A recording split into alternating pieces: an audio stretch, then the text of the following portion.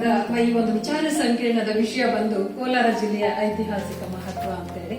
ಈ ವಿಷಯವನ್ನ ನಾವು ಯಾಕೆ ತಗೊಂಡ್ವಿ ಅಂದ್ರೆ ಡಿಪಾರ್ಟ್ಮೆಂಟ್ ಕೂಡ ಅದನ್ನೇ ಎನ್ಕರೇಜ್ ಮಾಡ್ತಾ ಅಂದ್ರೆ ಪ್ರೋತ್ಸಾಹ ಮಾಡ್ತಾ ಇದೆ. ಯಾಕಂದ್ರೆ ಎಲ್ಲಾ ಜಿಲ್ಲೆಗಳ ಅಥವಾ ತಾಲೂಕುಗಳ ಅಥವಾ ಗ್ರಾಮಗಳ ಇತಿಹಾಸವನ್ನ ಹೊರಗೆ ತೆಗೆಯೋದು ಅವರ ಉದ್ದೇಶ. ಹಾಗಾಗಿ ಪ್ರತಿ ಏನ್ ಹೇಳ್ತೀವಿ ನಾವು ಮೈಕ್ರೋ ಹಿಸ್ಟ್ರಿ ಅಂತ ಹೇಳ್ಬಿಟ್ಟು, ಇವತ್ತು ಇತಿಹಾಸ ಎಲ್ರಿಗೂ ಗೊತ್ತಿದೆ, ದೊಡ್ಡ ದೊಡ್ಡ ಇತಿಹಾಸ ವ್ಯಕ್ತಿಗಳನ್ನ ಅಥವಾ ಇತಿಹಾಸವನ್ನ ನಾವು ಓದಿದೀವಿ ಎಲ್ಲರೂ ಕೂಡ. ಆದ್ರೆ ಸ್ಥಳೀಯವಾಗಿ ಏನೆಲ್ಲ ಇದೆ ಅನ್ನೋದ್ರ ಬಗ್ಗೆ ನಾವು ಯಾರು ಕೂಡ ಪ್ರಯತ್ನನೇ ಮಾಡಿಲ್ಲ, ತಿಳ್ಕೊಳ್ಳುವಂತ ಒಂದು ಪ್ರಯತ್ನವನ್ನ ನಾವು ಮಾಡಿಲ್ಲ. ಹಾಗಾಗಿ ಆ ಇತಿಹಾಸವನ್ನ ಪರಂಪರೆ ಅಂದ್ರೆ ಸ್ಥಳೀಯ ಇತಿಹಾಸ, ಪರಂಪರೆ, ಸಂಸ್ಕೃತಿ, ಆಚಾರ ವಿಚಾರಗಳು ಪ್ರತಿಯೊಂದನ್ನು ಕೂಡ ಎಲ್ಲ ವಿದ್ಯಾರ್ಥಿಗಳಿಗೂ ಹಾಗೆ ಅಧ್ಯಾಪಕರಿಗೂ ನಾವೆಲ್ಲರೂ ಕೂಡ ತಿಳ್ಕೊಳ್ಳುವಂತಹ ಒಂದು ಉದ್ದೇಶ ಇಲಾಖೆದಾಗಿದೆ. ಆ ಮೂಲಕ ಸ್ಥಳೀಯ ಇತಿಹಾಸವನ್ನ ಹೊರತೆಗೆಯುವಂತಹ ಒಂದು ಪ್ರಯತ್ನ ಈ ವಿಚಾರ ಸಂಖ್ಯೆ. ಇನ್ನು ಕೋಲಾರ ಜಿಲ್ಲೆ ಬಗ್ಗೆ ಹೇಳುವುದಾದ್ರೆ ನಿಮ್ಗೆಲ್ಲರಿಗೂ ಗೊತ್ತಿದೆ, ಕೋಲಾರ ಜಿಲ್ಲೆ ಐತಿಹಾಸಿಕವಾಗಿ ಪ್ರಾಚೀನವಾದಂತಹ ಹಿನ್ನೆಲೆಯನ್ನು ಹೊಂದಿದೆ. ನಮ್ಮ ಜಿಲ್ಲೆ ಗಂಗರ ಕಾಲದಿಂದ ಗಂಗರ ರಾಜಧಾನಿನೇ ಆಗಿತ್ತು. ಹಾಗೆ ಮುಂದೆ ಇಲ್ಲಿ ನೊಳಂಬರ ಆಳ್ವಿಕೆ ಮಾಡಿದ್ದಾರೆ. ಚೋಳರು ಕೂಡ ನಮ್ಮ ಪ್ರಾಂತ್ಯವನ್ನ ಅಂದ್ರೆ ಕೋಲಾರ ಪ್ರಾಂತ್ಯವನ್ನ ಆಕ್ರಮಣ ಮಾಡ್ಕೊಂಡಿದ್ರು. ಅವರ ಕೊಡುಗೆ ಕೂಡ ಎಲ್ಲಿದೆ, ಅದರ ಮೂಲಕ ಸ್ಮಾರಕಗಳನ್ನ ನೋಡಬಹುದು, ಶಾಸನಗಳನ್ನ ಕಾಣ್ತೀವಿ ನಾವು. ಹಾಗಾಗಿ ಅನೇಕ ವಿಷಯಗಳಿದೆ. ಎಷ್ಟೋ ಜನಕ್ಕೆ ಇಲ್ಲಿ ನೆರೆದಿರೋರು ತುಂಬಾ ಜನಕ್ಕೆ ಅನೇಕ ವಿಷಯಗಳು ಗೊತ್ತಿಲ್ಲ. ಹಾಗಾಗಿ ಕೋಲಾರ ಜಿಲ್ಲೆಯ ಪ್ರಾಚೀನ ಹಿನ್ನೆಲೆಯನ್ನ, ಅದರ ಒಂದು ಆಚರಣೆಗಳನ್ನ, ಸಂಪ್ರದಾಯಗಳನ್ನ, ರೂಢಿಗಳನ್ನ, ಪ್ರತಿ ವಿಷಯವನ್ನು ಕೂಡ ಇವತ್ತು ನಾವು ಸುದೀರ್ಘವಾಗಿ ತಿಳ್ಕೊಳ್ಳೋಣ ಈ ಮೂಲಕ. ಸೊ ಈ ಒಂದು ಪ್ರಾಚೀನವಾದಂತಹ ಐತಿಹಾಸಿಕ ಜಿಲ್ಲೆ ಅನ್ನುವಂತಹ ಹೆಗ್ಗಳಿಕೆಯನ್ನ ಕೋಲಾರ ಜಿಲ್ಲೆ ಹೊಂದಿದೆ. ಹಾಗೆ ಈ ವಿಚಾರ ಸಂಕಿರಣದ ಮೂಲಕ ಇವತ್ತಿನ ವಿದ್ಯಾರ್ಥಿಗಳಲ್ಲಿ ಹಾಗೆ ಅಧ್ಯಾಪಕರಲ್ಲೂ ಕೂಡ ನಾವು ಜಿಲ್ಲೆಯ ಇತಿಹಾಸ, ಪರಂಪರೆ, ಸಂಸ್ಕೃತಿ ಹಾಗೂ ಸಾಂಸ್ಕೃತಿಕ ಆಸಕ್ತಿಯನ್ನ ಮತ್ತು ಜಿಲ್ಲೆಯ ಬಗ್ಗೆ, ನಮ್ಮ ಗ್ರಾಮದ ಬಗ್ಗೆ, ನಮ್ಮ ಒಂದು ತಾಲೂಕುಗಳ ಬಗ್ಗೆ ಗೌರವವನ್ನು ಮೂಡಿಸುವಂತಹ ಒಂದು ಸಣ್ಣ ಪ್ರಯತ್ನ ಕೂಡ ಇದಾಗಿದೆ. ಹಾಗೆ ಇದಕ್ಕೆ ರಾಜ್ಯ ಪತ್ರಾಗಾರ ಇಲಾಖೆ ನಮಗೆ ಸಹಕಾರ ಕೊಟ್ಟಿದೆ. ಅವರ ಸಹಯೋಗದಲ್ಲಿ ನಾವು ಈ ಕಾರ್ಯಕ್ರಮವನ್ನು ಹಮ್ಮಿಕೊಂಡಿದ್ದೀವಿ. ಹಾಗೆ ನಮ್ಮ ಕಾಲೇಜಿನ ಆಂತರಿಕ ಗುಣಮಟ್ಟ ಭರವಸಾ ಕೋಶ ಅಂದ್ರೆ IQAC ಏನಿದೆ, ಹಾಗೆ ಇತಿಹಾಸ ವಿಭಾಗ 3 ಸಂಯುಕ್ತ ಆಶ್ರಯದಲ್ಲಿ ನಾವು ಈ ಕಾರ್ಯಕ್ರಮವನ್ನು ಇವತ್ತು ನಡೆಸ್ತಾ ಇದ್ದೀವಿ. ಹಾಗೆ ಈ ವಿಚಾರ ಸಂಕಿರಣದ ಮೂಲಕ ಕಾಲೇಜಿನ ಹಂತದಲ್ಲೇ ನಮ್ಮ ಗ್ರಾಮ, ನಮ್ಮ ತಾಲೂಕು ಹಾಗೆ ನಮ್ಮ ಜಿಲ್ಲೆಯ ಇತಿಹಾಸವನ್ನ ನಾವು ಸುದೀರ್ಘವಾಗಿ ತಿಳಿದುಕೊಳ್ಳುವಂತಹ ಒಂದು ಪ್ರಯತ್ನ ಮತ್ತು ತಿಳ್ಕೊಂಡ ನಂತರ ಅದನ್ನು ಸಂರಕ್ಷಣೆ ಮಾಡಿಕೊಳ್ಳೋದು. ನಮ್ಮ ಇತಿಹಾಸ ಏನಿದೆ, ನಮ್ಮ ಸ್ಮಾರಕಗಳೇನಿರ್ತವೆ ಅಥವಾ ನಮ್ಮ ಶಾಸನಗಳು, ಅದು ಇದು ನಮ್ಮ ಸುತ್ತಮುತ್ತನೇ ಇರ್ತವೆ, ನಮಗೆ ಗೊತ್ತಿರಲ್ಲ ಎಷ್ಟೋ ಬಾರಿ. ಸೊ ಅವೆಲ್ಲವುಗಳು ನಾವು ತಿಳ್ಕೊಂಡಾಗ ನಾವು ಸಂರಕ್ಷಣೆ ಮಾಡಿಕೊಳ್ಳುವಂತಹ ಒಂದು ಪ್ರಯತ್ನವನ್ನ ಮಾಡಿದಾಗ ಮುಂದಿನ ಜನಾಂಗಕ್ಕೆ ನಾವು ಅದನ್ನ ಕೊಡುಗೆಯಾಗಿ ಕೂಡ ನೀಡಬಹುದು, ಉಳಿಸಬಹುದು, ಬೆಳೆಸಬಹುದು. ಅದು ಕೂಡ ಈ ಒಂದು ವಿಚಾರ ಸಂಕಿರಣದ ಬಹಳ ಮುಖ್ಯವಾದಂತಹ ಉದ್ದೇಶ. ಆ ಮೂಲಕ ಪ್ರತಿಯೊಬ್ಬರು ಕೂಡ ಇದರಲ್ಲಿ ಅಂದ್ರೆ ಇದನ್ನ ತಿಳ್ಕೊಂಡು ಅದರಲ್ಲಿ ತೊಡಗುವಂತಹ ಪ್ರಯತ್ನ ಮಾಡ್ತಾರೆ ಅಂತ ನಾನು ಭಾವಿಸ್ತೀನಿ. ಅದ್ರ ಜೊತೆಗೆ ಇದರ ಒಂದು ಕಾರ್ಯಕ್ರಮದ ಸದುಪಯೋಗ ಕೂಡ ಎಲ್ಲರೂ ಪಡ್ಕೊಳ್ಳಿ ಅನ್ನೋದು ನನ್ನ ಉದ್ದೇಶ. ಹೀಗಾಗಿ ಈ ಒಂದು ಅಂದ್ರೆ ಈ ವಿಚಾರ ಸಂಕಿರಣಕ್ಕೆ ಹಣಕಾಸಿನ ನೆರವನ್ನ ಒದಗಿಸಿಕೊಟ್ಟು ಈ ಒಂದು ಕಾರ್ಯಕ್ರಮವನ್ನು ನಮ್ಮ ಕಾಲೇಜಿನಲ್ಲಿ ಆಯೋಜಿಸಲು ಉತ್ತೇಜಿಸಿದಂತಹ ರಾಜ್ಯ ಪತ್ರಗಾರ ಇಲಾಖೆಯ ನಿರ್ದೇಶಕರು ಇವತ್ತಿಲ್ಲಿ ಹಾಜರಿದ್ದಾರೆ. ಸೊ ಅವರಿಗೆ ನಾನು ಕಾಲೇಜಿನ ಪರವಾಗಿ, ಇತಿಹಾಸ ವಿಭಾಗದ ಪರವಾಗಿ ಹಾಗೆ ನಮ್ಮೆಲ್ಲರ ಪರವಾಗಿ ತುಂಬು ಹೃದಯದ ಧನ್ಯವಾದಗಳನ್ನು ಅರ್ಪಿಸುತ್ತೇನೆ. Before I introduce ma'am, let me express my gratitude to organizing secretary Dr.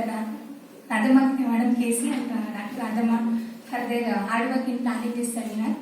I feel very happy because ಎಲ್ಲ ಇತಿಹಾಸ ತಜ್ಞರನ್ನ ಬೆಂಗಳೂರು ಮತ್ತು ಕೋಲಾರ ರೀಜನ್ ಅಲ್ಲಿ ಎಲ್ಲ ಇತಿಹಾಸ ತಜ್ಞರನ್ನ ಒಂದೇ ಸ್ಟೇಜ್ ಅಲ್ಲಿ ಬರೋಂಗ್ ಮಾಡಿದ್ದಾರೆ.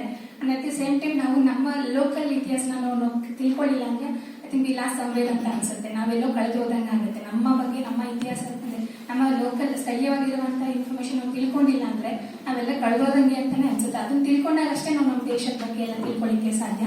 ಸೊ ನಾವು ಅಲ್ಲಿ introduce ma'am Dr. M.E. Ushadevi Madam is a professor, chairman in the Department of History, Bangalore University, Bangalore. She completed her MA, MPhil and PhD on the topic Feminines and Feminine Policies in Princeton, Mysore, 1875 to 1918. With 29 years of teaching experience and 31 years of research experience, she is specialized in various academic assignments related to socio-economic history, women and Dalit empowerment, Ambedkar philosophy, environment and water resource management. She has been the academic and governing council of various universities, advisory committees, various university recruitment boards in Karnataka and Kerala. As a resource person, she has delivered lectures at various academic staff colleges. She has also been the resource person in several special lectures, public lectures, academic sessions and deliberations. and also keynote speaker in many seminars and conferences. She has chaired sessions at international, national and state level symposiums, seminars and conferences. She has been on the panel discussion at television programs relating to historical events. She is the ICHR Book Collection Committee member of Southern Region Bangalore and UGC Project and Seminar Review Committee member of UGC Regional Center Bangalore. Madam was the sectional president at the South Indian History Congress. She was the chief editor of Proceedings of Indian History Congress to 58 and 59 sessions. Dr. Ushadhara Madam has successfully guided 10 PhD students and many MPhil students. 9 students are currently pursuing doctoral research under her guidance. I am proud to say that she has presented paper at 42nd UNHRC conference held at Geneva in 2019. Madam has completed SAP DRS UGC sponsored project on environment and water management in Karnataka and many self-financed projects and has publications in journals like Proceedings of Karnataka History Congress and Proceedings of Indian History Congress, to name a few. She has also edited and authored many books and published chapters in books. Her other interests include women empowerment skill, eradication of poverty and landless, labor problem, promoting education and agricultural skills in rural areas.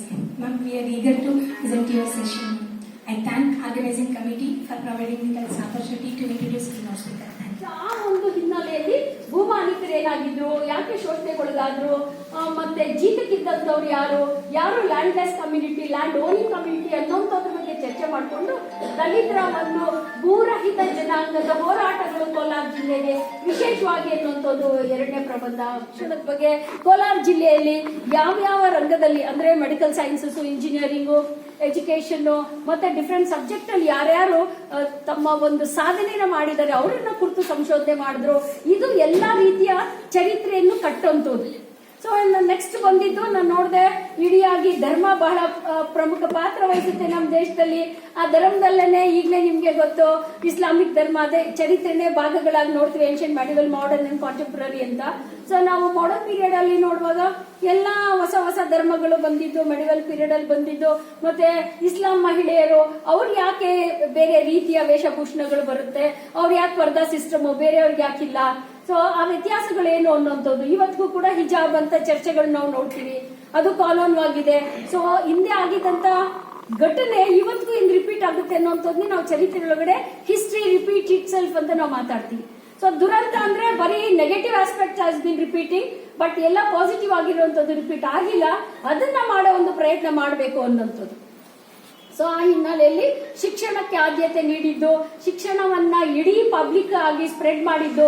Credit should be given during medieval period ಅಥವಾ British period ಅಲ್ಲಿ ಅಥವಾ colonial period ಅಲ್ಲಿ ಅಂತಂದ್ರೆ that was Christian missionaries. So Kolar ಜಿಲ್ಲೆಯಲ್ಲಿ Christian missionary ಅವರ ಪಾತ್ರ ಏನು ಅನ್ನೋಂಥದ್ದನ್ನ ಸಂಶೋಧನೆ ಒಂದು ಆಗಿದೆ. ಸೊ ಅದ್ರ ಜೊತೆಗೇನೆ ಮಹಿಳೆಯರಲ್ಲೇನೆ ಇನ್ನೂ ಶೋಷಣೆಗೊಳಗಾದಂತ ದಲಿತ ಮಹಿಳೆಯರೇನು, ಆ ದಲಿತ ಮಹಿಳೆಯರ ಕನ್ವರ್ಟ್ ಆದಂತ ಕ್ರಿಶ್ಚಿಯನ್ ದಲಿತ ಮಹಿಳೆಯರ ಸ್ಥಾನಮಾನ ಏನು ಅನ್ನೋಂಥದ್ದು ಕೂಡ ಇನ್ನೊಬ್ಬ ನಿಮ್ಮ ಕೋಲಾರ ಜಿಲ್ಲೆಯ ಶಿಕ್ಷಕಿಯಾದಂತ ಸರಿತಾ ಅವರು ಮಾಡಿದ್ದಾರೆ. ಸೊ ಅದಕ್ಕೂ ಕೂಡ ನನ್ಗೆ ಬಹಳ ಸಂತೋಷ ಆಗಿದೆ. ಯಾಕಂದ್ರೆ ಅದು ಒಂಥರ ಹೊಸ ಪರಿಚಯಗಳು, ನಮಗ್ ಗೊತ್ತು ಎಲ್ಲ ಆಗಿದೆ ಅಂತ, ಚರಿತ್ರೆನೇ ಆಗೋಗಿರೋ ಘಟನೆ, ಆದ್ರೆ ಅದನ್ನ ವೈಜ್ಞಾನಿಕವಾಗಿ ವಿಶ್ಲೇಷಣೆ ಮಾಡಿ ಹೊಸದಾಗಿ ಅದನ್ನ ಕಟ್ಟಬೇಕು. ಯಾಕಂದ್ರೆ ಚರಿತ್ರೆ ಅನ್ನುವಂಥದ್ದು ನಾವು ಈ ಸಮಕಾಲದಲ್ಲಿ 2 ವಿಧದಲ್ಲಿ ನಾವು ನೋಡ್ತೀವಿ.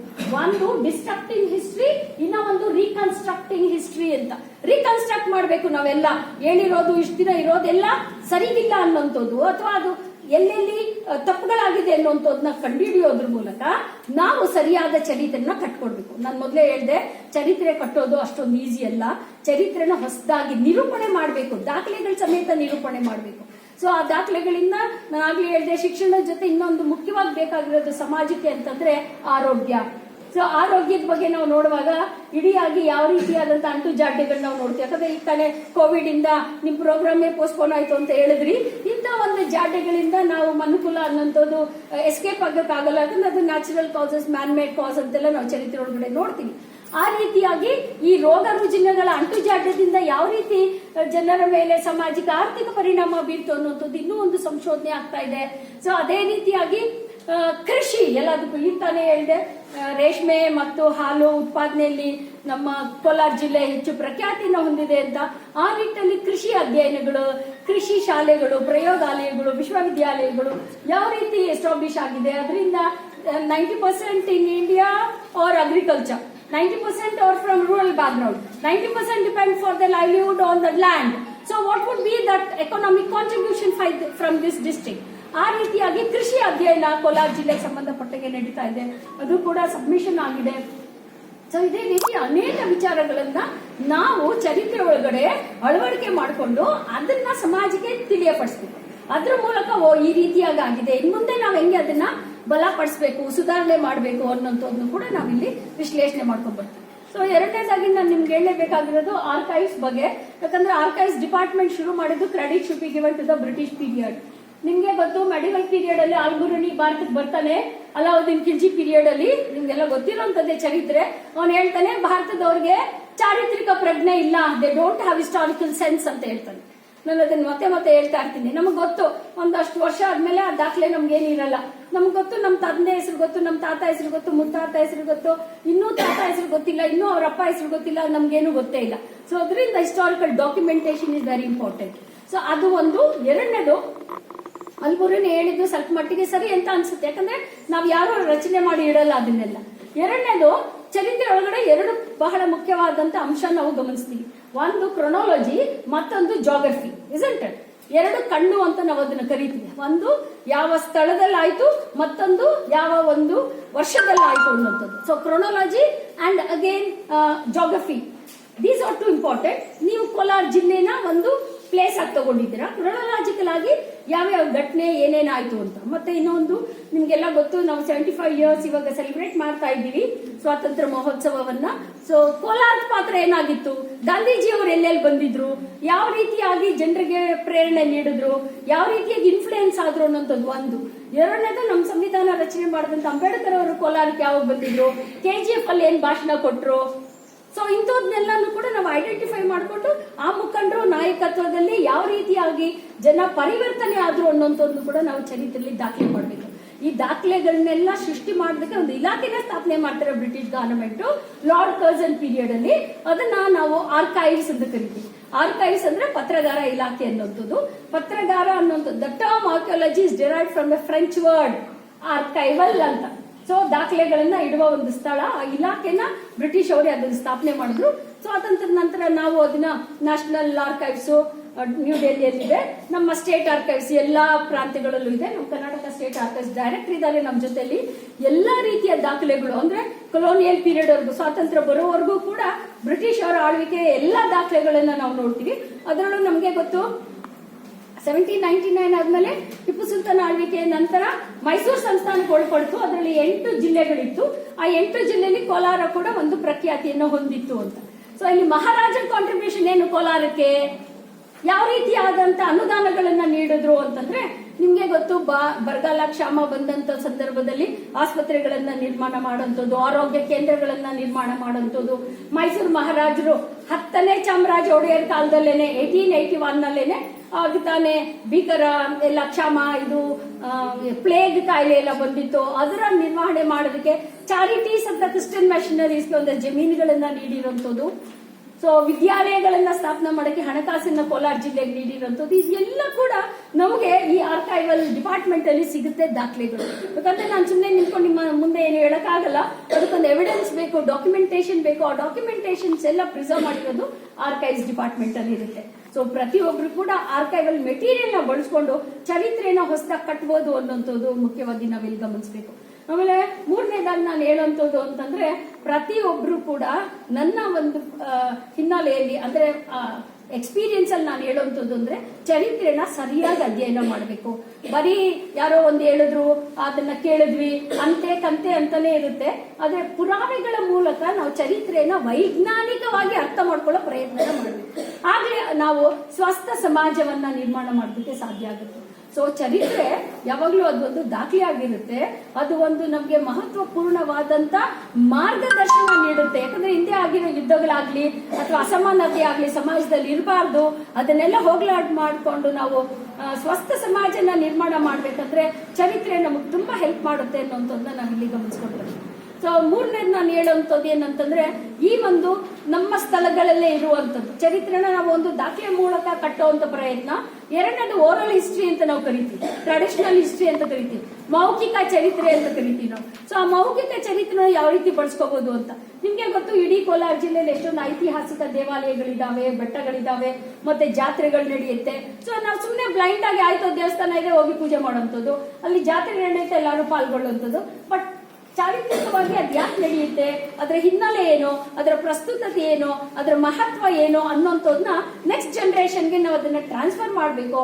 ಆ ನಿಟ್ಟಲ್ಲೇ ನಾವು ಓರಲ್ ಆಗಿ, ಯಾಕಂದ್ರೆ ನಿಮ್ಗೆ ಗೊತ್ತು ಅದು ಲಿಖಿತವಾಗಿ ಎಲ್ಲೂ ಯಾಕೆ ಈ ಜಾತ್ರೆ ಮಾಡ್ತಾರೆ ಅಂತ ಗೊತ್ತಿರಲ್ಲ, ಈ ಬೆಟ್ಟ ಏನಕ್ಕೆ ವಿಶೇಷ ಅಂತ ಗೊತ್ತಿರಲ್ಲ. ಸೊ ಅದನ್ನೆಲ್ಲ ನಾವು ದಾಖಲೆ ಮಾಡೋದು ಮೌಖಿಕವಾಗಿ, ಅಂದ್ರೆ ನಮ್ಮ ಹಿರಿಯರು ಎಲ್ಲರೂ ಇರ್ತಾರೆ, ಅವ್ರ ಬಗ್ಗೆ ಕೂತು ಚರ್ಚೆ ಮಾಡಿ ಯಾವ ಕಾಲಘಟ್ಟದಲ್ಲಿ ಯಾರಿಂದ ಇದು ಸ್ಥಾಪನೆ ಆಯ್ತು, ಯಾವ ರೀತಿ ಅದು ನಿರ್ಮಾಣ ಆಯ್ತು, ಅದರ ಒಂದು ಮಹತ್ವ ಏನು ಅನ್ನೋಂಥದ್ದನ್ನೆಲ್ಲ ಕೂಡ ನಾವು ದಾಖಲೆ ಮಾಡ್ಕೊಂಡು ಹೋದ್ರೆ ಅದು ನೆಕ್ಸ್ಟ್ ಜನರೇಷನ್ಗೆ ಹೆಲ್ಪ್ ಆಗುತ್ತೆ ಅನ್ನೋಂಥದ್ದನ್ನ ನಾವಿಲ್ಲಿ ಮನಗಂಡು. ಸೊ ಈ ಹಿನ್ನೆಲೆಯಲ್ಲಿ ಚರಿತ್ರೆ ಅನ್ನೋಂಥದ್ದು ನಿಮ್ಗೆ ಗೊತ್ತು, ಬಾಬಾ ಸಾಹೇಬ್ ಅಂಬೇಡ್ಕರ್ ಅವರು ಹೇಳೋಂಥದ್ದು ಅಂದ್ರೆ ಚರಿತ್ರೆಯನ್ನ ಅರ್ಥಕೊಳ್ದೇ ಇದ್ರೆ ನಾವು ಚರಿತ್ರೆ ನಿರ್ಮಾಣ ಮಾಡಕ್ಕಾಗಲ್ಲ. Those who don't study history they can't create history, I told you. So ಆ ಬ್ಯಾಕ್ ಗ್ರೌಂಡ್ ಇಂದ ನಾವು ಚರಿತ್ರೆಗೆ ಇಂಪಾರ್ಟೆನ್ಸ್ ಕೊಡಬೇಕು. ಪ್ರತಿಯೊಬ್ಬರಿಗೂ ಒಂದೊಂದು ಚರಿತ್ರೆ ಇರುತ್ತೆ. ಇದೇನು ಈ ಸೆಮಿನಾರ್ ಮಾಡ್ಬೇಕಂದ್ರೆ ಒಂದು ಬ್ಯಾಕ್ ಗ್ರೌಂಡ್ ಇರುತ್ತೆ. ಸೊ ಆ ಕಾರಣಕ್ಕೆ ಎಲ್ಲದಕ್ಕೂ ಕೂಡ history is associated with social sciences. ನಮ್ಗೆ ಎಲ್ಲ ಎಕನಾಮಿಕ್ ಹಿಸ್ಟ್ರಿ ಅಂತ ಓದ್ತೀವಿ, ಕಲ್ಚರಲ್ ಹಿಸ್ಟ್ರಿ ಅಂತ ಓದ್ತೀವಿ, ಸೋಷಿಯಾಲಜಿಕಲ್ ಹಿಸ್ಟ್ರಿ ಅಂತ ಓದ್ತೀವಿ, ಸೊಸೈಟಿ ಬಗ್ಗೆ ಓದ್ತೀವಿ, ಪೊಲಿಟಿಕಲ್ ಸೈನ್ಸ್ ಬಗ್ಗೆ ಓದ್ತೀವಿ. ನಾವು ಪ್ರತಿ ಒಂದಕ್ಕೂ ಚರಿತ್ರೆ ಅನ್ನುವಂಥದ್ದು ಇರುತ್ತೆ. ಆ ಕಾರಣಕ್ಕೆ ಚರಿತ್ರೆ in 2011 worked as a deputy director of heritage from 2014 to 2019. Sir also worked as a director of archaeology department from 2015 to 2019. Sir has attended nearly more than 20 state level and 5 national level seminars. Sir contributed and has major role in digitization records stored in divisional archives of Mysore. Sir has vital role in digitization of the Chief Commissioner of Cook records. It's belonged to 1835 to 1850, approximately 3,000 files. 23,000 files. Sir himself organized number of workshops and seminars in college for the importance of historical records to create awareness among students and researchers. So we are eager to listen to your session, sir. I thank organizing committee to giving me this opportunity to introduce today's resource person. Thank you. ಐತಿಹಾಸಿಕ ಮಹತ್ವದ ಸ್ಮಾರಕಗಳ ಬಗ್ಗೆ, ದೇವಾಲಯಗಳ ಬಗ್ಗೆ, ಕೋಟೆ ಕೊತ್ತಲಗಳ ಬಗ್ಗೆ ಕೂಡ ಮಾತಾಡಬೇಕು. ಪತ್ರಗಾರ ಇಲಾಖೆಯ ಆಶಯ ಏನಂದ್ರೆ, ಇವತ್ತೇನು ನಾವು ಈ ಒಂದು ವಿಚಾರ ಸಂಕಿರಣವನ್ನ ಆರ್ಗನೈಸ್ ಮಾಡಿದೀವೋ ಅದರಲ್ಲಿ ಇತಿಹಾಸದ ರಚನೆಗೆ, ಪ್ರಾಚೀನ ಇತಿಹಾಸದ ರಚನೆಗೆ ವಿಶೇಷವಾಗಿ ಬೇಕಾದಂತ ಆಕಾರ ಸಾಮಗ್ರಿಗಳನ್ನ ಯಾವ್ದಾವ್ದು ಒದಗಿಸುತ್ತೆ ಅಂದ್ರೆ ಪ್ರಾಚ್ಯವಸ್ತು ಇಲಾಖೆ ಒದಗಿಸುತ್ತೆ. ಪ್ರಾಚ್ಯವಸ್ತು ಇಲಾಖೆಯಲ್ಲಿ ಭೂ ಉತ್ಖನನದ ಮುಖಾಂತರ, ಅನ್ವೇಷಣೆ ಮುಖಾಂತರ, ಸಿಗಬಹುದಾದಂತಹ ನಾಣ್ಯಗಳ ಮುಖಾಂತರ, ಆಗ ಏನು ಸ್ಮಾರಕಗಳು, ಪ್ರಾಚೀನ ರಾಜಮನೆತನಗಳು ತಮ್ಮ ಆಳ್ವಿಕೆ ಕಾಲದಲ್ಲಿ ನಿರ್ಮಾಣ ಮಾಡಿ ಬಿಟ್ಟು ಹೋದಂತ ಸ್ಮಾರಕಗಳನ್ನ ಅಧ್ಯಯನ ಮಾಡೋ ಮುಖಾಂತರ ಪ್ರಾಚೀನ ಇತಿಹಾಸವನ್ನ ನಾವು ಪುನರ್ರಚನೆಯನ್ನ ಮಾಡ್ತೀವಿ. ಆದ್ರೆ ಪತ್ರಗಾರ ಇಲಾಖೆ ಆಧುನಿಕ ಕರ್ನಾಟಕದ ಇತಿಹಾಸವನ್ನ ಅಧ್ಯಯನ ಮಾಡಲಿಕ್ಕೆ ಬೇಕಾದಂತ ಪರಿಕರಗಳನ್ನ, ಸಾಮಗ್ರಿಗಳನ್ನ, ದಾಖಲೆಗಳನ್ನು ಒದಗಿಸುವಂತ ಕೆಲಸವನ್ನ ಮಾಡ್ತಾರೆ. ಸ್ನೇಹಿತರೆ, ಪತ್ರಗಾರ ಇಲಾಖೆಯ ಆಶಯ ಇಷ್ಟೇ. ಆರ್ಕಿಯಾಲಜಿ ಡಿಪಾರ್ಟ್ಮೆಂಟ್ ಜನಕ್ಕೆ ಗೊತ್ತಿದೆ. ಆರ್ಕಿಯಾಲಜಿ ಡಿಪಾರ್ಟ್ಮೆಂಟ್ ಅನ್ನ ಉಪಯೋಗಿಸಿಕೊಂಡು ಯಾವ ತರ ಇತಿಹಾಸವನ್ನ ಬರೀಬಹುದು ಅನ್ನೋದ್ರ ಬಗ್ಗೆ ಗೊತ್ತಿದೆ. ಆದ್ರೆ ರಾಜ್ಯ ಪತ್ರಗಾರ ಇಲಾಖೆ ಯಾವ ರೀತಿಯಲ್ಲಿ ಇತಿಹಾಸದ ರಚನೆಗೆ, ಇತಿಹಾಸದ ಆಸಕ್ತರಿಗೆ ಸಹಾಯವನ್ನ ಮಾಡ್ತಾ ಇದೆ ಅನ್ನುವಂತ ವಿಚಾರ ಗೊತ್ತಿಲ್ಲ. ಅದನ್ನ ತಿಳಿಸ್ಬೇಕು. ಪತ್ರಗಾರದಲ್ಲಿ ಏನೆಲ್ಲ ದಾಖಲೆಗಳಿದೆ, ಆ ದಾಖಲೆಗಳು ಯಾವ ರೀತಿಯಾಗಿ ನಿಮಗೆ ಉಪಯೋಗಕ್ಕೆ ಬರುತ್ತೆ ಅನ್ನುವಂತ ವಿಚಾರವನ್ನ ತಿಳಿಸೋದಕ್ಕೋಸ್ಕರನೇ ನಾವು ಈ ವಿಚಾರ ಸಂಕಿರಣಗಳಿಗೆ ಅನುದಾನವನ್ನ ಕೊಡುವಂತ ಒಂದು ಕಾರ್ಯಕ್ರಮವನ್ನ ಹಾಕೊಂಡಿದ್ದೀವಿ. ಅದೇ ತರಹ ಕಾಲೇಜುಗಳಲ್ಲಿ ಮತ್ತೆ ಪದವಿ ಪೂರ್ವ ಕಾಲೇಜುಗಳಲ್ಲಿ, ಪ್ರಥಮ ದರ್ಜೆ ಕಾಲೇಜುಗಳಲ್ಲಿ ಪತ್ರಗಾರ ಕೂಟ ಅನ್ನುವಂತ ಒಂದು ಕಾರ್ಯಕ್ರಮವನ್ನು ಆಯೋಜನೆ ಮಾಡಿಕೊಂಡು ಪತ್ರಕಾರರ ಕೂಟದ ಮುಖಾಂತರ ವಿದ್ಯಾರ್ಥಿಗಳಲ್ಲಿ ರಸಪ್ರಶ್ನೆಯನ್ನ ಕೇಳೋ ಮುಖಾಂತರ, ಪ್ರಬಂಧವನ್ನ ಬರೆಸೋ ಮುಖಾಂತರ, ಮತ್ತೆ ಕ್ವಿಜ್ ಅನ್ನ ಮಾಡೋ ಮುಖಾಂತರ, ಬೇರೆ ಇನ್ನು ಚಿತ್ರ ಬಿಡಿಸೋ ಮುಖಾಂತರ ದಾಖಲೆಗಳು ಕೂಡ ಇತಿಹಾಸದ ರಚನೆಗೆ ಆಕರ ಸಾಮಗ್ರಿಗಳವಾಗಿ ಸಹಾಯವನ್ನು ಒದಗಿಸುತ್ತೆ. ಆ ದಾಖಲೆಗಳು ರಾಜ್ಯ ಪತ್ರಾಗಾರದಲ್ಲಿ ಇದೆ ಅನ್ನೋದನ್ನ ತಿಳಿಸೋಕ್ಕೋಸ್ಕರ ವಿದ್ಯಾರ್ಥಿಗಳಿಗೆ, ಜೊತೆಗೆ ಕಾಲೇಜು ಉಪನ್ಯಾಸಕರಿಗೆ, ಇವತ್ತು PhD ಮಾಡುವಂತ ಕೆಲವರಿಗೆ ಅಷ್ಟೇ ಗೊತ್ತಿರಬಹುದು ಪತ್ರಗಾರ. ಇವತ್ತು ನಾವು ಎಷ್ಟೋ ಕಡೆ ಹೋದಾಗ ನಾವು ಇಂಗ್ಲಿಷ್ ನಲ್ಲಿ ಉಷಾ ಮೇಡಮ್ ಹೇಳಿದ್ರು ಆರ್ಕೈವ್ಸ್ ಅಂತ. ಆರ್ಕೈವ್ಸ್ ಅಂತ ಹೇಳಿದ್ರೆ ನೀವು ಆರ್ಕಿಯಾಲಜಿನ ಅಂತಾನೆ ಕೇಳ್ತಿದ್ದಾರೆ. ಸೊ ಆರ್ಕಿಯಾಲಜಿ ಬೇರೆ. ಆರ್ಕಿಯಾಲಜಿಯನ್ನ 1885ರಲ್ಲಿ BL ರೈಸ್ ಅವರು ಪ್ರಾರಂಭ ಮಾಡಿದ್ರು. ಆದ್ರೆ ಪತ್ರಗಾರ ಇಲಾಖೆಯನ್ನ 1973ರಲ್ಲಿ ದೇಶಿಕಾಚಾರ್ಯನ್ ಅವರು ಇದನ್ನ ಪ್ರಾರಂಭ ಮಾಡಿದ್ರು. ಅದಕ್ಕೆ ಮೊದಲೇ ಇಂಪೀರಿಯಲ್ ರೆಕಾರ್ಡ್ ರೂಮ್ ಅಂತ ಹೇಳಿ ಕಲ್ಕಟ್ಟಾದಲ್ಲಿ ಬ್ರಿಟಿಷ್ನವರ ಕಾಲದಲ್ಲಿ ಪ್ರಾರಂಭ ಆಯಿತು. ನಂತರ ಈಗ ಅದು ನ್ಯಾಷನಲ್ ಆರ್ಕೈವ್ಸ್ ಆಫ್ ಇಂಡಿಯಾ ಅಂತ ಜನಪದಲ್ಲಿದೆ.